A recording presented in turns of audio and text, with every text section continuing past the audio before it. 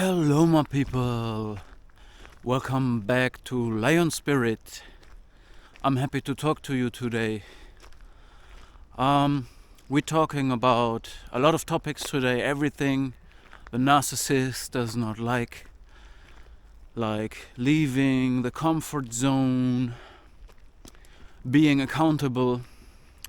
We will also talk about people who are perfect targets for narcissistic abuse because their nature is too good. But first I want to start by letting some thankfulness go out. I'm thankful and I appreciate and I respect the people around, the other empathetic people, pillars of society,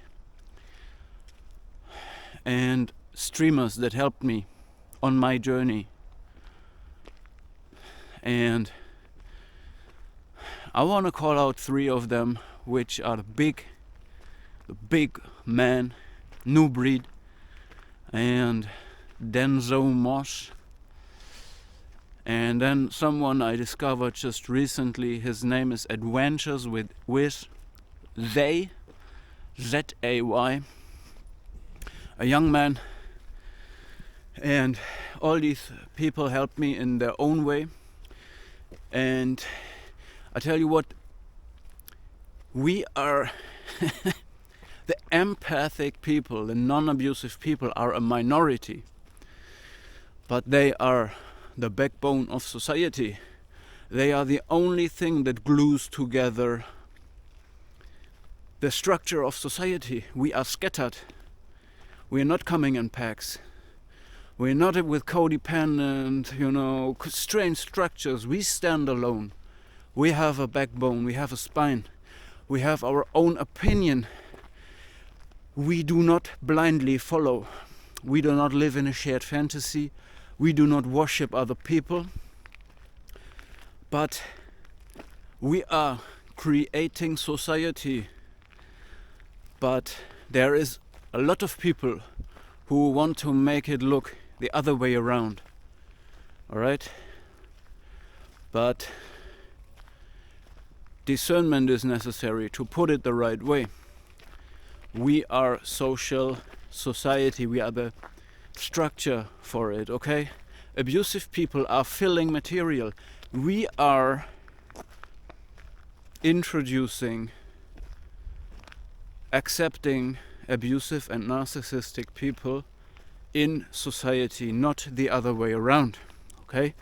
And they can be in high positions in society or in work or wherever. They can be in all positions, the abusive people, and they will often be very proud of what they do, but it is a shame what they do. It is abusive.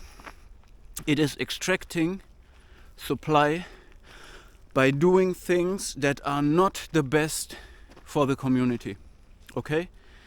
And the people who do better are the minority. The people who not follow, who not accept to be slaves. The people who speaking the truth about this are a minority. And I am thankful that these people exist. In my private life, I have very few people that are on that same level as me and have never switched on me. But I am also thankful for these people to exist, and I love them from my heart, okay? Okay, so let us begin with the video now. Also, I want to say about the people I mentioned, the streamers. I do not support everything they say. They have their own opinion, but it is like eating. I feed my mind with the best food I can find, and from this best food I can find, I only extract what I individually need at that moment. Everything else, I put it away, And this is a sign for a healthy mind, You take the best you can get, and from this best you can get, you only extract a few things that you need at that moment. Okay? And I encourage you to do the same. Do not blindly follow people, share fantasy with other people, and only do things that support your independence, not your dependence, okay? Right, so you can be proud. We the people, the non-abusive people, the people who add to society, who generate, who are creative, who provide, who supply, who can heal, who are accountable for all the abuse that is happening, okay? So, let's begin with accountability then. What does it mean to be accountable? It also means that you do not blame other people for whatever misery you have. Yes, and misery likes company, but that's a different topic. It means that you understand that when you have been abused, there is a part on yourself. You let it happen. You might have been too open. You might have not had all knowledge you need. But as soon as you understand, as soon as you start to question, your awakening is happening, your breaking free is happening. But accountability also means that whatever you speak, you do. You align your talk and your walk. And you stand for these things in the future and in the past. You're not pulling back, changing direction, blaming on others, you know. So this means you take away the blame on everybody around you and overtake responsibility for your own life. And when you're in misery, you say, all right, I'm in misery because I made a mistake, or more than one mistake. You know, sometimes it's a chain reaction. And if you know people who blame everyone and his mother for their own misery or what happened, this is already abusive, and this is taking away from society, because there will be people who take care of this person, who enable this person to find its way back, who invest their own energy for this person. And this can be worth it. It can be worth it, but it also opens opportunities for abuse. Because if you're an accountable person, okay, and a person who is open to help others and trusting, you could make that, you could see a person who is on the edge of society, coming, you know, ended up in asylum, getting medication in order not to hurt themselves or others. And then you say, all right, maybe this person has been treated wrong. Maybe this person needs another chance. And you give this person another chance. And this already takes away from you, because you share your space and your energy with that person. And then it can happen that you have to be accountable for what you did. And if that person turns out to be in the right place in asylum, but you gave it another chance and it rose up again to do his abuse, to feast on society, then you have enabled a bad part of society to come back to society. And you will be accountable for it, you know, because insane people are not accountable. A narcissist also is not accountable. They always redirect every responsibility for their actions. And they do victim blaming as well, which is basically the same thing. So if you are, I give you an example, if you are a good cook, if you know what you need, you prepare, you go to the shop and you don't have a plan, I need this. No, you look what it looks good today, which vegetables, which fruits, which, if you eat meat, which meat. You find out the things that are on a high vibration, it's fresh, it looks good. Then you buy this and you already have in mind, okay, I can combine these. I will fry this, cook that, put that here and do this and that. And I need this at the moment, so I will buy it and use this seasoning. So you know how to cook, brother. And then you invite people to eat with you on the same table. And they cannot cook water, man. You know? You share your food with them. And I have to make a small break here and go to another topic, and then I will circle around back. You let this person from an asylum in your life, give him another chance to recover. This person who cannot cook water. The same person has a cluster B personality disorder, and you never wanted to study this. You knew about what is a healthy mind, you didn't know what is a sick mind. You eat with this person on the same table. This person has parents, and these parents have to ask themselves a question. What did we do wrong so that our child has become what it is today? So every father, mother that has children with a personality disorder, with severely damaged or problems, mental problems, have to ask himself, being accountable. But if they are narcissists themselves, if they are abusive themselves, they cannot be accountable for what they did. And this is why it repeats then. The parents were abusive, they are not accountable for what they did to their child. The child, when it's grown up physically, mentally it's still a child, but physically grown up, it will be abusive as well. So it repeats. It's a generational thing, and it will repeat over and over again. Alright, so this person that cannot cook, it has not learned how to cook, how to take care for himself.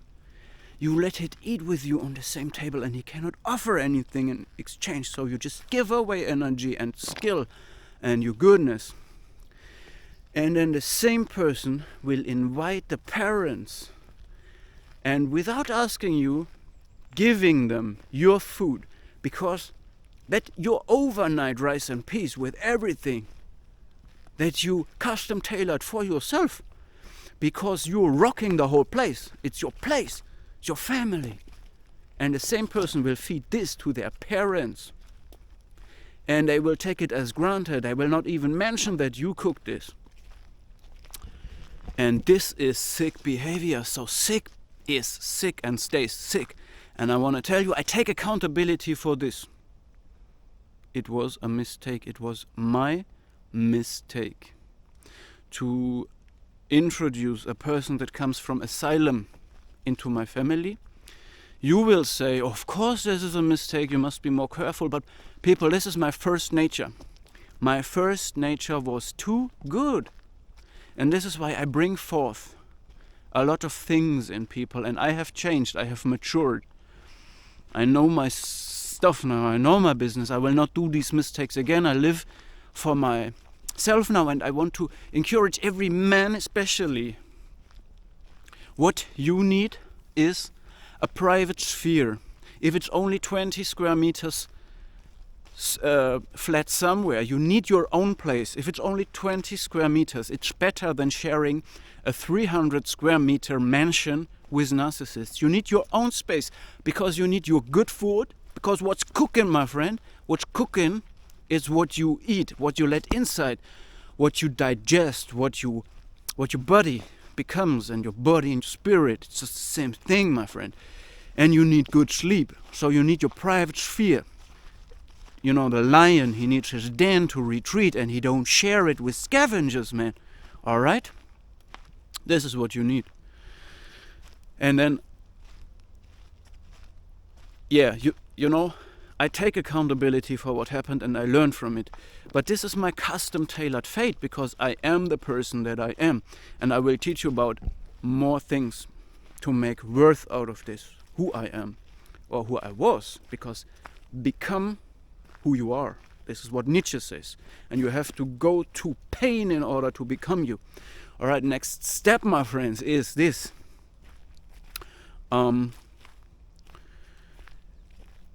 My first nature was to be trusting and open, free of violence, full of love, and thinking that everything will be good. And I was always a high energetic person. This is why I told you I always perform on a high level if I'm fit, and I learned all kinds of life hacks in order to perform better and live a good life. And at the same time, I had not too strong boundaries, and I was not, like very open, too open. And in this way, I was the perfect target for narcissistic abuse because I'm an empathetic person that is on a very high energetic level. Plus, I am absolutely unaware of narcissists or whatnot. And so the perfect target, because they need exactly this, because they don't have empathy, they do not like to perform, they do not like to leave the comfort zone, they rather like to participate in someone who is having these traits exactly, and enables them to share this, to be protected from society by saying, hey, look, we have the perfect family. There is this loving and caring man that provides everything, knows how to approach life, how to take on any situation, being a good role model in any situation, and so on, This is what they need. I could talk about everything today, sorry. So I switch a little bit now, because once you then start to realize this, there's something wrong. You're doing 80% of the work, okay, maybe only 70, but something is wrong, and they start to ask for equality, and you say, hey, there is no equality. I'm burning the 5,000 calories a day. I just can't put it different. And they just lying in bed all day, recovering from doing nothing and this stuff, and taking all the, attention. And when somebody sees that family, they will be there to represent the family and take all the glory and fame for what you're doing. And when you start confronting them, one thing will happen. The narcissist, he needs the 4S. 4S. Which is supply, services, sex, and safety. And they pursue no goals beyond that. This is what they pursue. And as a perfect target, you supply the narcissist with all of the 4S. So this is the jackpot, and you're unaware. The disadvantage of you as a perfect target is that you can wake up, and then you will begin to claim back energy. You will begin to question the narcissist with your intuition. I myself started to diagnose narcissism without knowing about it, because again, my first nature is philosopher, and I'm interested in psychology too, but only in what is the healthy part of psychology. And I came to the place, to the situation where I described to a narcissist in front of me, there must be a fundamental difference between you and me. That old song from Exhibit, I think. That's the difference between me and you, me and you. Then the difference between the narcissist and you, they'll tell you, is everything. Don't get it twisted, okay? And I told this person, well, we look the same. We both have a head, we have 2 arms, we have 2 legs, but inside there must be a fundamental difference, and completely different. And I also described the absence of empathy, and that without knowing that this is the perfect blueprint and description for a narcissist. Isn't that crazy? Alright, so later, of course, it was a big redemption for me to find out that everything happening around me makes a lot of sense as soon as I apply the knowledge about what narcissism is, okay? Alright, so now that we know this was my first nature, is bringing out these things. This is always what I did, because again, I was high energetic, had no boundaries. I was believing that people respect unwritten rules and they have to respect me. But a narcissist will overstep every border, every boundary, and he will disrespect you. And when you tell him that you expect him to respect this or that boundary, this is opening up yourself. Telling them about emotions is opening up yourself, and they will abuse it to gain access to more supply from you. And when you wake up, you take away the S. The first thing is you will confront a narcissist daily with what he's actually doing wrong, with truth. And truth is corrosive for narcissistic shared fantasy. And then you will then it will not feel safe for him anymore, and then the first S is gone. And then the narcissist might start to triangulate you, try to make you jealous. And then you see his behavior, who he really is, because they reveal themselves by abusing you, because you are too good. And then you take away the next S, you say, okay, no more intimacy, no more sex, I'm done with this forever. This is, they try to control you, they try to get you back by triangulating you, but this is how they lose you forever. And then the other, and then you will also go back with your service and say, no, I'm not interested in giving my energy for free. You're taking me for granted. This is not okay. You need to respect me, And then they start to discard you, to destroy you, to try to destroy you, because a narcissist wants the control. If a narcissist, no, you don't subscribe to, alright, we might be married, so so you can claim that sex from me, and you say, no, you can't. Then he will rather destroy the relationship, disregarding the children, disregarding anything, doesn't matter. He will rather destroy it than accepting to lose control. And the goal is the goal of the narcissist is discard anyway. But his perfect target are fully fledged out empathetic person that is unaware. The perfect target will burn deep into the life of the narcissist and make it for a lot of years. This light, it goes deep in that darkness, and they think they can get something for free. They get all whatever they want to try to extract. Then, in like this blood rush panic when they discard you, they try to extract whatever and they think they can get it, but they are in deep debt and that's what they will realize later. So, because they will be made accountable. If you make, if you want to see the face of a narcissist, the true face, say no to them, make them accountable for what they do, and stubbornly insist on trusting your high self-esteem and your discernment. You will trigger so much rage. Alright, I think we have talked about a lot of stuff right now.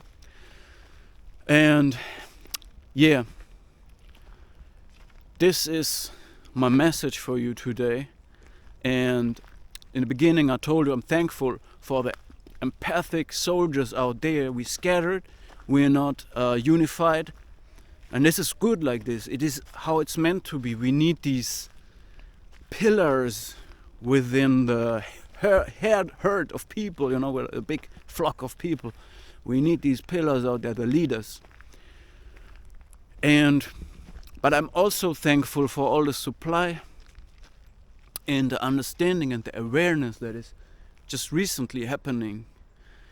And I feel like I could make a new video every day about especially covert narcissists, because when you're a young man, age of 20, and you feel you build up that self-esteem, against all these already existing reigning kings in the world.